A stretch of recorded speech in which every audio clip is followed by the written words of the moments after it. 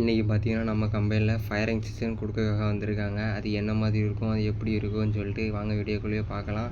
Sir வந்து வண்டியை நிப்பாட்டாங்க. அதுக்கப்புறம் அதுக்குள்ளே திங்ஸ் எல்லாத்தையுமே எடுத்து வச்சுட்டாங்க. அதுக்கப்புறம் தீ கிரியேட் பண்ணதுக்காக பெட்ரோலையும் ஆயிலையும் வச்சு தீ கிரியேட் பண்ணிட்டாங்க.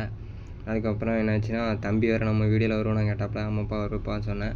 அப்புறம் மேலே ஒரு பின் இருக்கும், பின் எடுத்துகிட்டு இது வந்து புகை வரும் எப்படின்னா இந்தமாரி சிலிண்டர் ஒன்று இருக்குது. அதுக்கப்புறம் சரி ஒரு லேடிஸு ஒரு ஜென்ஸை வச்சு பண்ணாங்க. சரி பெண்களும் அதுக்கு கரெக்டாக இருக்கணும் அப்படின்னு சொல்லிட்டு அப்புறம் என்னென்னா வாட்ச்மேன் என்ன வர சொன்னாங்க. ஏன்னா அவங்க தான் எதுவும் ப்ராப்ளம்னா அவங்க தான் வந்து நிற்கணும். அதுக்காக இது வந்து என்னென்னா சிஸ்டம் வந்து எங்கே இருக்குன்னா அப்போ அதை யூஸ் பண்ணிக்கலாம். அதுக்கப்புறம் எனக்கு அடுப்பங்கரில் தீ பிடிச்சிட்டுனா இந்தமாதிரி அதுக்கேற்ற மாதிரி தட்டை வச்சு மூடிட்டா பிரச்சனை இருக்காது.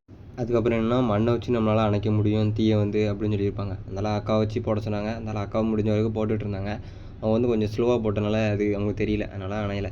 அதுக்கப்புறம் வந்து என்னென்னா நான் கொஞ்சம் ஃபோர்ஸ் அள்ளி போடுங்கன்னாங்க. அதுக்கப்புறம் ஒரு அண்ணா வந்தாப்புல ஃபோர்ஸ் அள்ளி போடலாம் முடியும். அப்புறம் நம்மளால் ஈர துணியை வச்சு நம்ம தீயை அணைக்க முடியும் அப்படின்னு சொல்லியிருப்பாங்க. அதுக்கப்புறம் சிலிண்டருக்குமே எக்ஸ்பிரி டேட் இருக்குதுன்னு சொல்லியிருப்பாங்க. அதுக்கேற்ற மாதிரி நீங்களும் பார்த்துக்கோங்க.